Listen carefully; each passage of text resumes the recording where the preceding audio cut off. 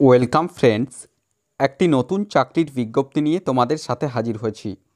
এই মুহূর্তের সবথেকে বড় আপডেট, ইন্ডিয়ান রেলওয়ের পক্ষ থেকে 32,000 শূন্যপদে গ্রুপ ডি নিয়োগের অফিসিয়াল বিজ্ঞপ্তি প্রকাশিত হয়ে গেল, যেখানে কেবলমাত্র মাধ্যমিক অথবা আইটিআই পাস যোগ্যতায় রেলে গ্রুপ ডি পদে নিয়োগের জন্য আবেদন করতে পারবে। তো আজকের এই ভিডিওতে আমরা সম্পূর্ণ বিষয় নিয়ে সবিস্তারে আলোচনা করে দেব। এখানে আবেদনের পদ্ধতি, কবে নাগাদ অ্যাপ্লিকেশন প্রক্রিয়া শুরু হতে চলেছে, সিলেকশন প্রসিডিওর অর্থাৎ সম্পূর্ণ বিষয় নিয়ে স্টেপ বাই স্টেপ আলোচনা করে দেব। চ্যানেলটিতে নতুন দর্শক হয়ে থাকলে অবশ্যই চ্যানেলটিকে সাবস্ক্রাইব করে পাশে থাকা বেল বাটনটিকে প্রেস করে দাও, যাতে নিত্য নতুন চাকরি সংক্রান্ত আপডেটসগুলো সবার আগে তোমাদের কাছে পৌঁছে যায়। অফিসিয়াল বিজ্ঞপ্তি ওপেন করলাম, যেটি government of India, ministry of railways, railway recruitment বোর্ডসের পক্ষ থেকে পাবলিশ করা হয়েছে, যার সেন্ট্রালাইজড এমপ্লয়মেন্ট নোটিফিকেশন নম্বর রয়েছে 08/2024, অর্থাৎ 2024 সালের 8 নম্বর বিজ্ঞপ্তি। Recruitment for various post in level 1 of 7th central pay commission pay matrix, অর্থাৎ লেভেল 1 এর বেতন এখানে দেওয়া হবে এবং গ্রুপ ডি পদে নিয়োগের জন্য এই অফিসিয়াল বিজ্ঞপ্তিটি প্রকাশ করা হয়েছে। কি বলা হচ্ছে, এর যে আবেদন প্রক্রিয়া আগামী 23শে জানুয়ারি 2025 শুরু হতে চলেছে এবং আবেদন করা যাবে আগামী 22শে ফেব্রুয়ারি 2025 রাত্রি 11:59 পর্যন্ত অনলাইনের মাধ্যমে এখানে তোমরা আবেদন করতে পারবে। নেক্সট আমরা আসছি vacancy. Name of the post কী রয়েছে, various post in level 1 of 7th CPC pay matrix, অর্থাৎ লেভেল 1 পোস্ট যেটাকে বলা হচ্ছে group D post. Initial pay এখানে রয়েছে, দেখো 18,000 টাকা ইনিশিয়াল পে রয়েছে। Post wise educational qualification and medical standard see annexure A in the detail CN, অর্থাৎ ডিটেল যে নোটিফিকেশান আসবে সেখানে অ্যানেক্সার এতে এর যে কোয়ালিফিকেশান সেটা উল্লেখিত রয়েছে।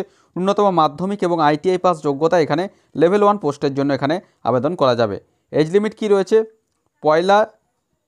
যেটা রয়েছে 1 জুলাই 2025 অনুযায়ী সর্বাধিক 36 বছর বয়স পর্যন্ত আবেদন করতে পারবে এবং ন্যূনতম 18 বছর বয়স হতে হবে।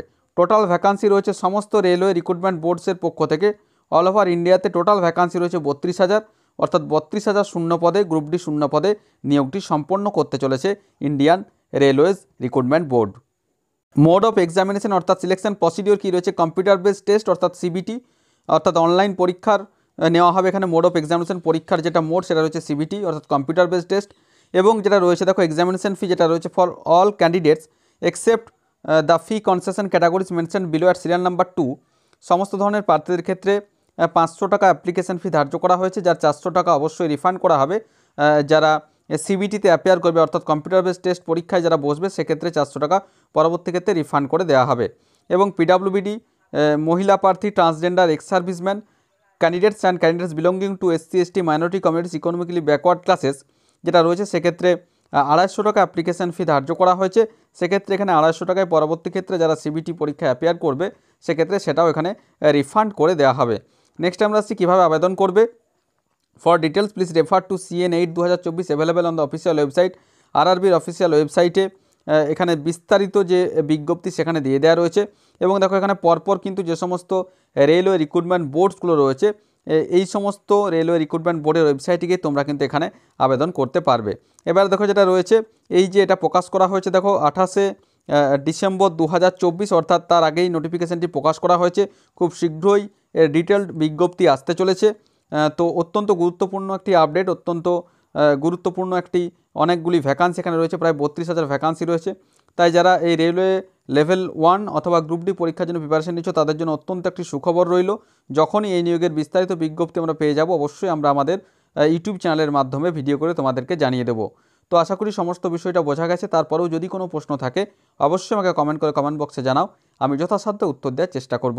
আর ভিডিওটি ভালো লাগলে অবশ্যই একটি লাইক ও শেয়ার করতে ভুলো না। ধন্যবাদ।